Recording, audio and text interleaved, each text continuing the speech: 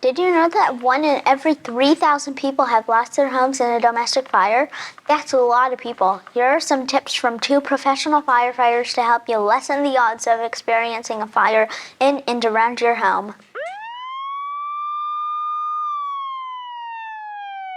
Could you tell us why you became a firefighter? I became a firefighter because I actually grew up watching my dad and my grandfather be firefighters and spending a lot of time in the firehouse and getting to climb on the fire trucks. And I thought, hey, this is pretty cool. And as I got older, I enjoyed helping people. So I decided to join. Well, I really enjoyed to help people when I was younger. And, I always saw the fire trucks going by and said, hey, that looks pretty cool. What are the most common causes of fires in residential homes? A lot of electrical mistakes. People tend to be pretty careless with overloading outlets, and in kitchens, cooking can be very hazardous if you do it unsafely.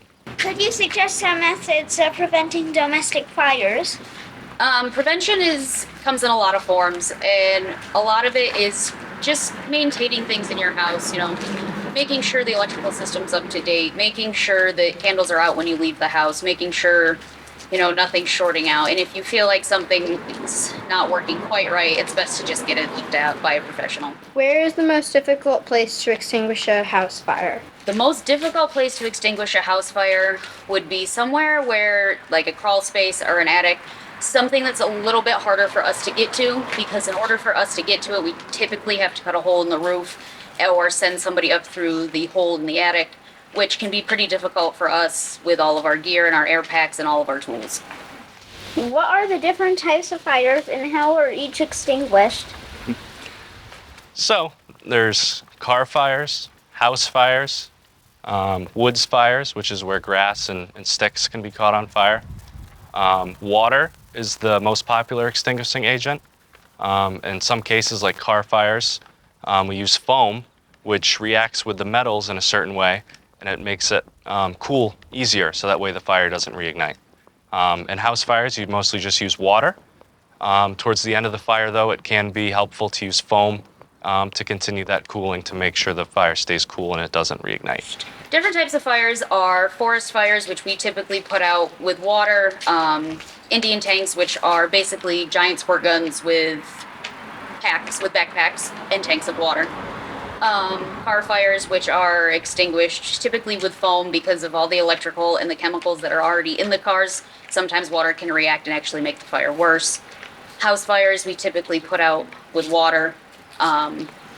Grease fires we put out with foam because you never want to put water on a grease fire. It'll actually cause it to get worse. How often should families check their home fire extinguishers? Families should check their fire extinguishers every year. It's also important to make sure that the fire extinguishers you have in your house are the right ones for the type of fires that could happen in your home.